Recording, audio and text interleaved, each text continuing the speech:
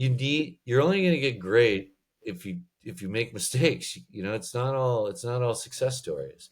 And so you got to create a place where, hey man, I messed up. Totally cool. What did we learn from it? Let's move on. There's plenty of other opportunities to get things right.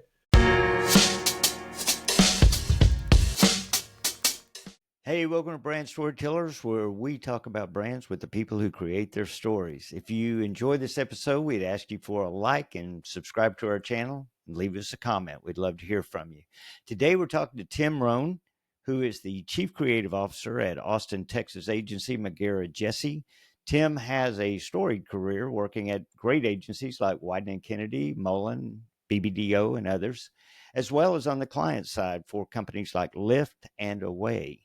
Tim will be talking to us today about how to do great work and how important it is to be in the right environment to have a successful career. He's also going to talk to us about the attitude we need to have, one of perseverance and an attitude of fun. Here we go.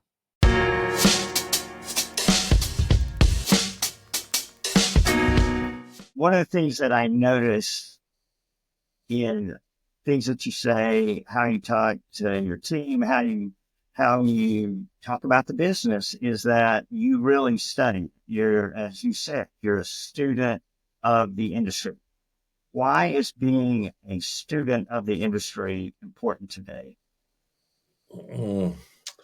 Like, Bart, if you and I were at school to learn how to make chairs, we wouldn't just focus on our portfolio of making chairs.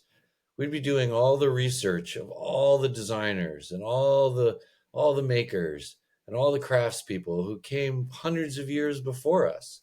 And you can't be a creative director unless you know all the work, because what happens is we see so much work all day long from all of our teams, and so much of it is at first glance you're like, oh man, this is great, I love it.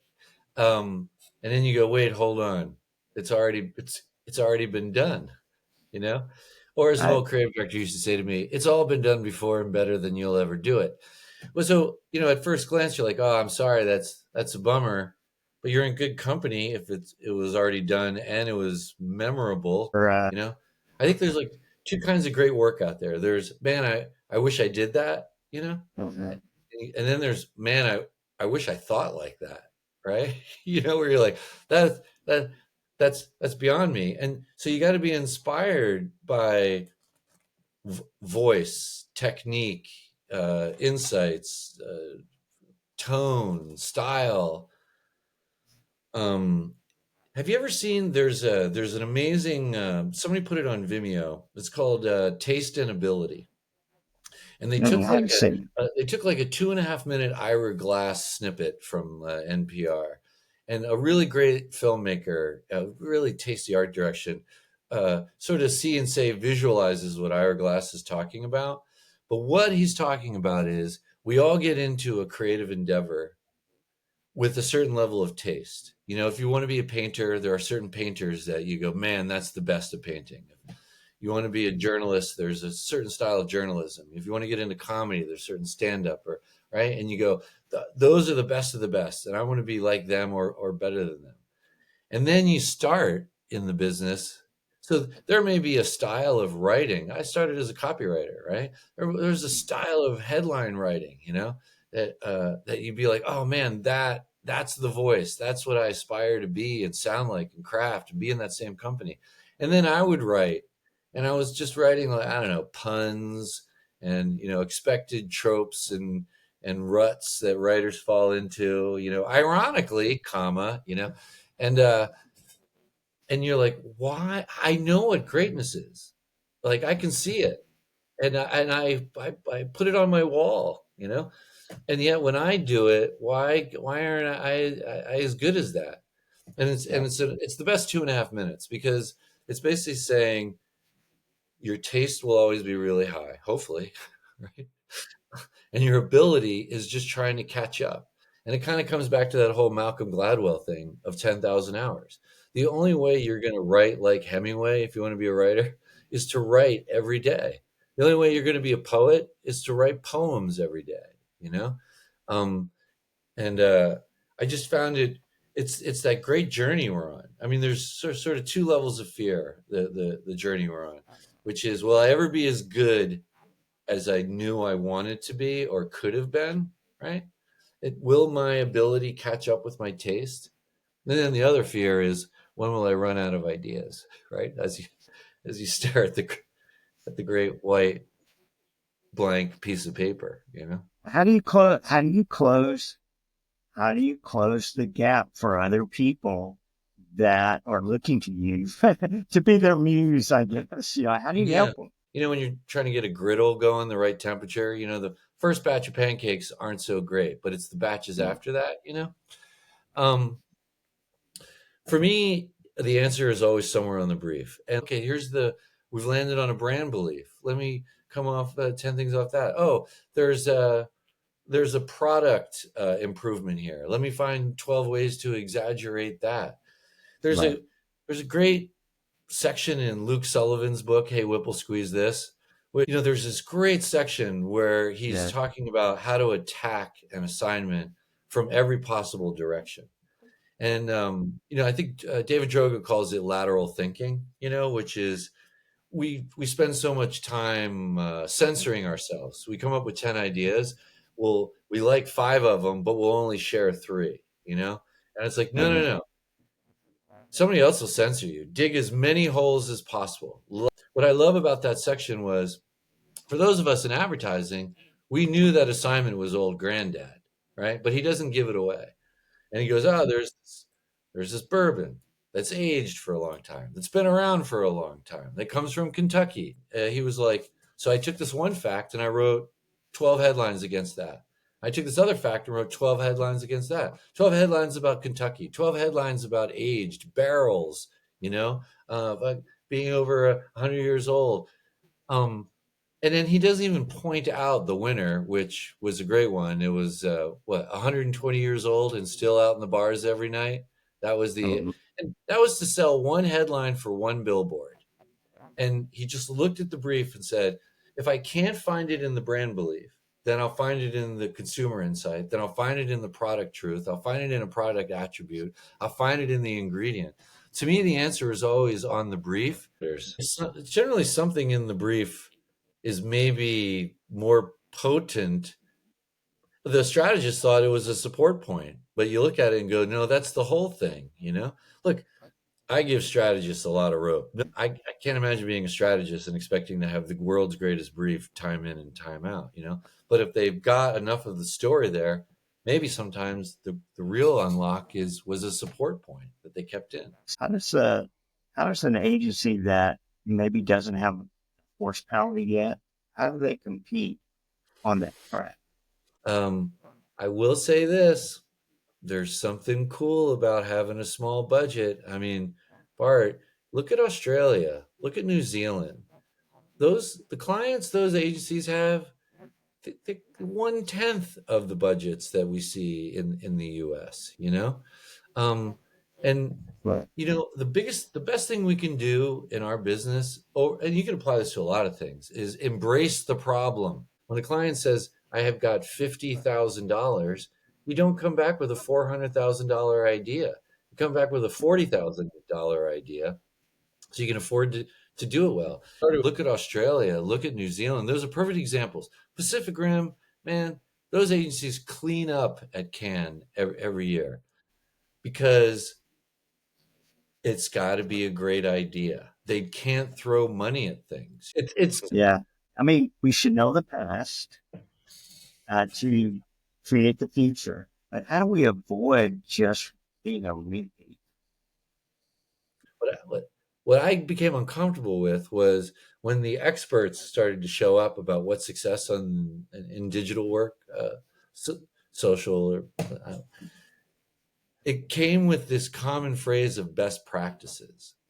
And you were like, there Yeah. isn't a media I would work in that I would start with best practices. Hey, Tim, Bart, you guys got to do a print ad by tomorrow. Can I show you some best Well, maybe practices? in heart surgery. Right. Right. We're supposed to not feel and look like Yeah. anything else. We're supposed to be fresh and breakthrough and Right. and interesting. Right. What's your view of the importance of story to the brand? We're trying to build a brand based off of a brand truth. And one of the ways I think McGarrah Jessee has done it very well historically, and something I try to uphold as they've handed me the torch, is to do it in a human way, right? Like our thing is we build brands that speak human. We're we big fan of obsession, man. You know, if you can create obsession for a client's product or brand, where they're obsessed about it even if they don't have to see another ad from you, that's great. But I'm also into agency obsession as well too. You go back before my time. When Yeti revealed they were a killer client and they wanted the best of the agency, everybody in the building was running to work on Yeti and bring their best work, you know? Um, so my overarching word is we're pretty good at the humanities. We're pretty good at making brands feel like, look, what Dan Wyden said it really well. A great ad is just one person talking to one person, but it's so entertaining that everybody else enjoys watching it, you know? Would you say that you're capturing what's actually there then? What the Uh, clients have? mhm, Yeah. Yeah, it's somewhere in their DNA. It's got to be true about who they are. I mean, some of the best work is doing the work to talk to all the stakeholders, to go through the old files, to see how the company was started, who were the leaders, what were the good products, what were the failed products. Um, that's where you're going to find the truth. And I think some people get impatient and want to reinvent the brand. And sometimes a brand needs an absolute refresh.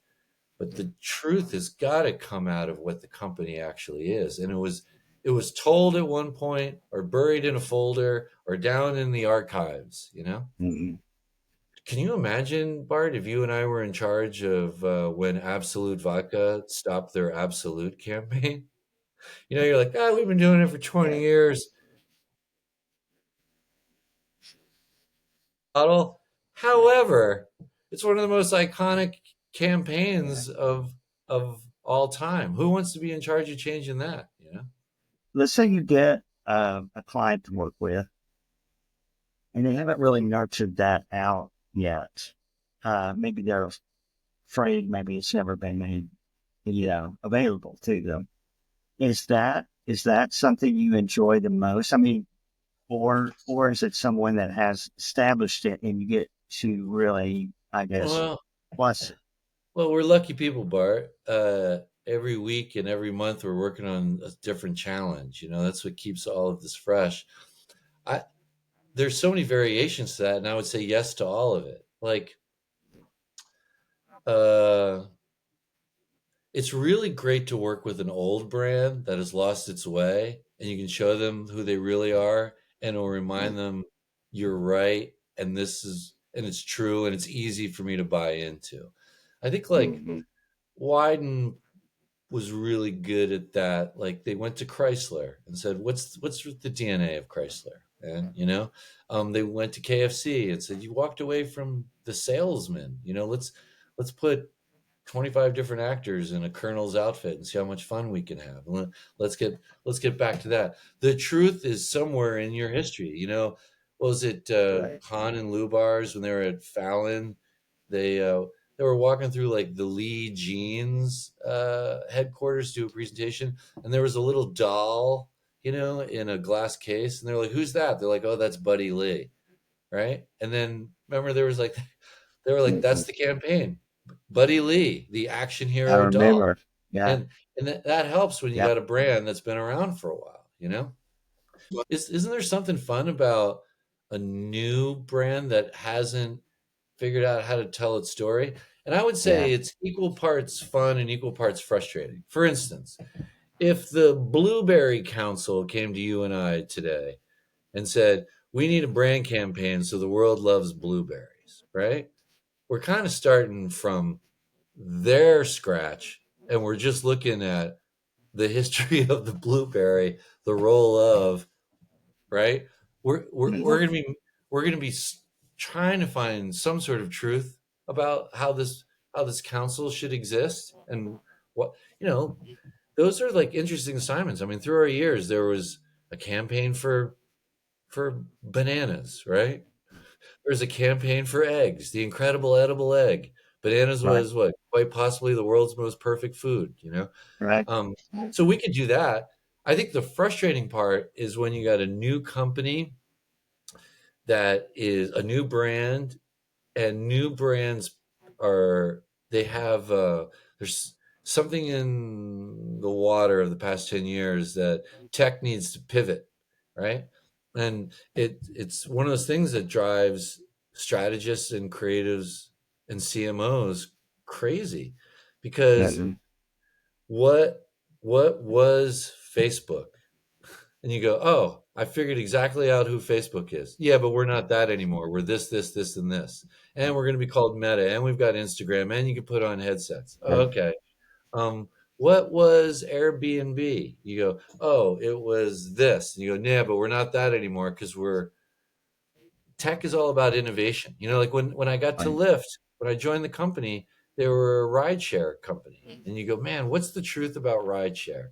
And we had it lucky because we were a challenger brand. We were wearing a pink mustache up against the Death Star of Uber, you know. Right. Right. And you go, okay, rideshare. What like let's strategically position ourselves, and what's our story? And then they got into bikes and scooters. And you're like, oh, Mhm. you're not a rideshare company anymore. You're a modern transportation company. And that's like a total rethink, you know? It's hard. So Yeah. there's something fun about a blank slate, but there's something great about uncracking an old nut, you know? That's Well, when you think about what Uber was and what Lyft was, and even, I mean, those old scooters, there still was that common denominator. And well, there so I was, think, yeah, but to your point, the passion point from the founders of Lyft, right, John and Logan, was to save humankind. It was building cities around people, not cars. And they were going to find any uh, way possible to build cities around people, not cars. So we don't need parking lots and parking garages and parking spaces. right, We can create cities for people, and a few cars are owned that shuttle all of us around. And back to Whataburger. I mean, yeah, Harlan, the original founder, and Corpus Christi, you know, like he just everybody was, hamburgers and cheeseburgers were like sort of an American, sort of unusual craze, and everybody was making them all the mhm, same way, a certain size. And he was right, like, I wanted, I think people want a burger that takes two hands to hold, and everybody was selling burgers for 15 cents. He goes, I'll charge 25. Like that level of like bacchanal enjoyment, uh, that is still got to be true at Whataburger. That was the right, intent, of like mhm, why they make the burgers as fresh and big, and why you get a million topping configurations so you can make it just perfect for you. mhm, It wasn't what's good for the company; it was like what's good for the customer, and so that we try to maintain as a truth. Why was Frost Bank started? Like another one of our great clients. Like it right, wasn't about right, it wasn't about absolutely, money. It was about helping people so communities in the country could grow up, and finance does right, those things. And like we're you know judging people, treating people. I think another thing I really believe in, and one of the main reasons why I really dig McGarrah Jessee and why I'm here is a lot of our life, we were talking about big budgets, a lot of our life is, we think the glory is in what most people call above the line advertising, right? You right, go, oh man, look at my big Super Bowl spot, right? Oh, did you see that at home in New York City? Oh man, that's great. That's where all the juice is, that's where the creative success is. And right, then there was smaller shops and entities that would do all the hard work for clients, that's that we right, would call below the line. And generally, there was an expectation on client side and agency side of most of these are get or done assignments, and there was this like separation, and mhm, one was glory and let's go to Cannes, and one was let's do our clients a service and they'll pay us well, and one thing I really love about McGarrah Jessee is first of all identifying no customer knows there's a line. I don't know when I'm encountering a brand that there's something called above the line or below the line. And generally, most below the line work is the work that more people touch on a daily basis with a brand. How many people walk into a Whataburger? How many people reach for a cup at the to fill at the soda machine? How many people look at their bag while they're eating food? More people than are going to see a TV commercial, right? That's And way so, more. so the best way you can build a brand is, we're talking about consistency. It's brand consistency at every touch point. When I go on the app, does it feel like the brand you on the TV commercial? When I go into the store, is the signage and the dialogue and the interaction feel like the same tone as the billboard that drove me there? And Right. that's how we build brands, right? Is partnering with clients at every possible touch point and letting them know everything is important. We just won't fight over everything. But like, even your even your 404 error page is important. There's an opportunity when something goes pear-shaped, when somebody comes to your website. What's your brand's take on, well, we'll be back in a minute, sorry for the delay, you know So what got you excited about coming to McGarrah Jessee, who had great reputation of its own right, but yeah. maybe on a different scale? I was in New York, and I was thinking, man, I can't live in New York forever. I wonder where can I be happy? Where can I raise a family and do really killer advertising? And McGarrah Jessee was on my radar. Something would always pop in, like a communication arts or an ad age article, over the past 20 years, and you would go, oh man, like their famous Shiner koozie, when they took over the ACL. It was really good for all of us to soul search, how much we're going to commit Right. to our careers, how much we need to commit to our lives, how fleeting life can be. Um, Right.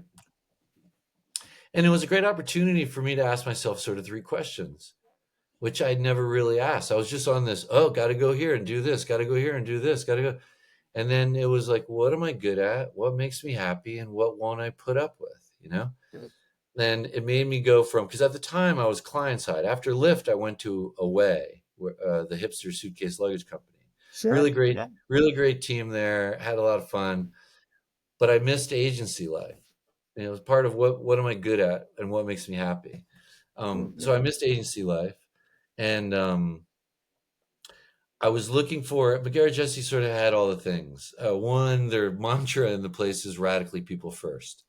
Yeah. And that's how we treat our people. That's how we make our decisions on behalf of our people, on behalf of our customers, our clients' customers, treat them well, want our clients to treat us well. Um, so, like, McGarrah Jessee doesn't take every account that comes around saying, "Do you want to work with us?" It's a lot of vetting going. Again, are we looking for our marketing soulmates? Um, there's just really good people there. I wanted to laugh every day again, and there's great thing about this business is the weirdos, and the Yeah. and and and it's an independent shop. I we Right. could make we're in a really interesting time, Bart, man. Like, we've picked really great careers, but they're wrapped in dumb business models. And Really. it's harder and harder these days. And I didn't want those decisions on how to shape and maintain our own brand and our own DNA and not change who we were, but also keep us modern, be a part of that. Yeah. I'm not the leader on that. We all are. And there was something nice about making sure all of our decisions were going to be human decisions and not corporate decisions. Right. Um, and on top of that, the emotional space is fraught and uncomfortable. And, like, life's too short for any of that crap, man. Yes, it is. And I try to tell people I mean, everything you're saying resonates because I would say that you would tell your younger self that those three criteria that you gave me, you would tell your younger self that there's a place that's going to be best for you, and it doesn't necessarily mean it's the most high profile place. It may not be because the environment you work in, you cannot do great work if you are in an environment that does not resonate with you. What you're saying, I totally agree with, which is when I got to the agency, it was a very simple thing. Why did we get into the business? I got into the business to have fun and make fun things. It's as Right. simple as that. But how do you create an environment where both those things can happen? You got to create a safe space. And it like this is this is a volatile business. Getting laid off is like just a regular rite of Mhm. passage now.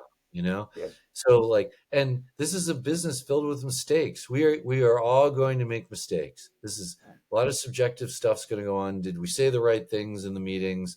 Did the work turn out as good as it was supposed to? Did we make the wrong call on what the creative's answer really should be? You're only going to get great if you make mistakes. It's not all success stories. And so you got to create a place where, hey man, I messed up. Totally cool. What did we learn from it? Let's move on. There's plenty of other opportunities to get things right. And to Right. feel safe, to feel seen, to know you have a voice and a seat at the table. Yep. McGarrah Jessee. What do you what do you look for? What do you tell people that aspire to that? Because, you're going to have a tough standard to pass to get into a place that puts so much into the craft, the quality, that type of thing. And there's so much competition out there. It's weird. At the end of the day, we are our portfolios, right? But there's a lot more to a person than their body of work because there's a lot of intangibles. I believe you got to meet people and talk to them and find out what makes them tick. So much of our business is luck. I was very lucky. Lucky I was at the right place at the right time. I was lucky I had great partners who were better than me.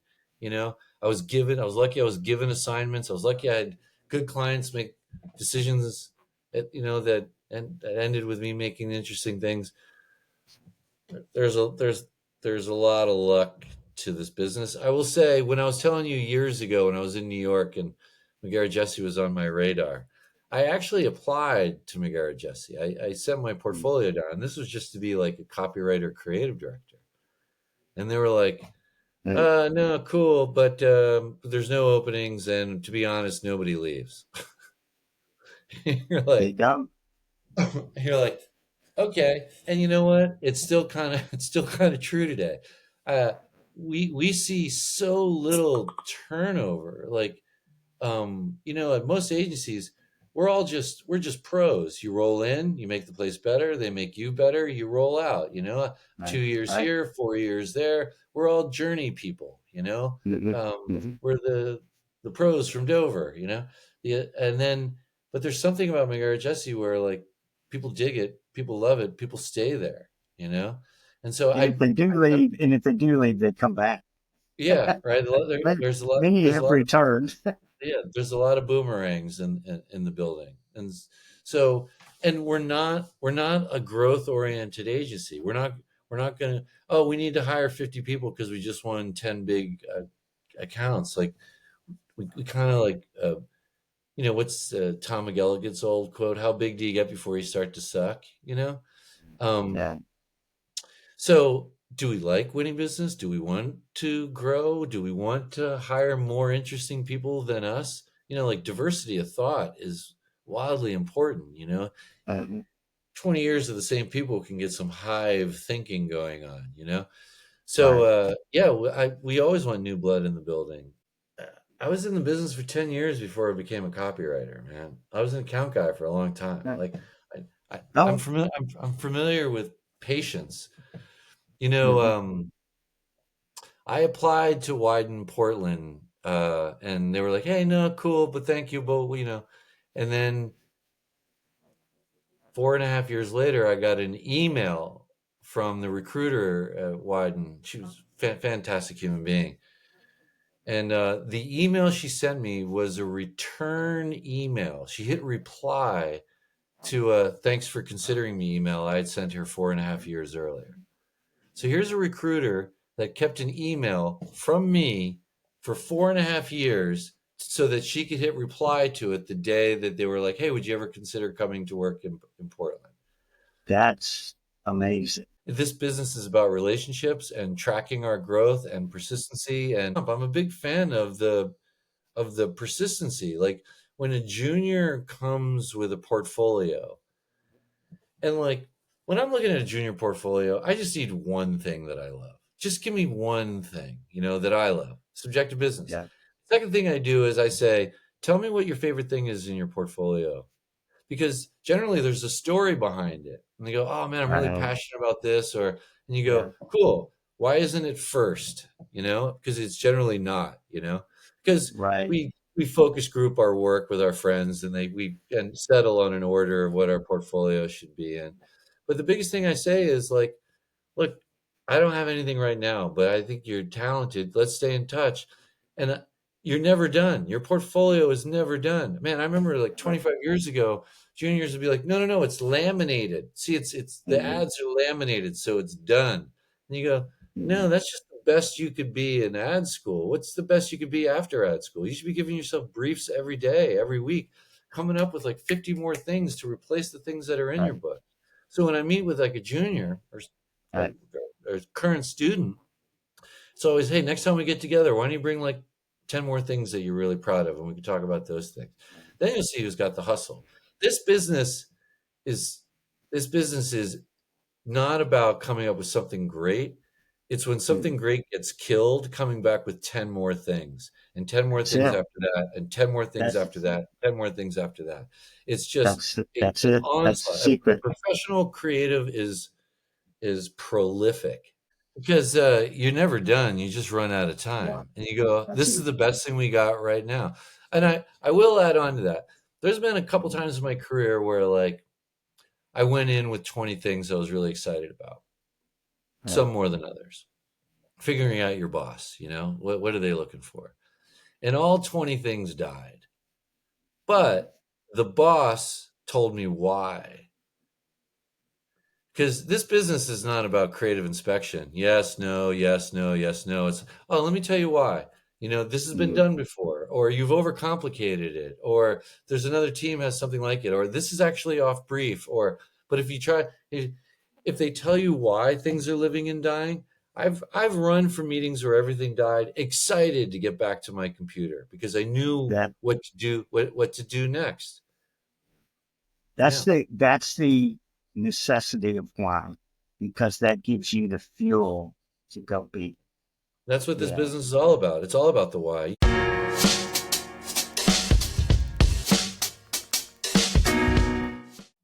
I love talking to Tim because he affirms what I coach my proteges at Job Propulsion Lab, that you can have the great career you want in advertising with that attitude of perseverance and an attitude of fun. Like this episode if you enjoyed it, and subscribe to our channel so you can be alerted to the next episode of Brand Storytellers.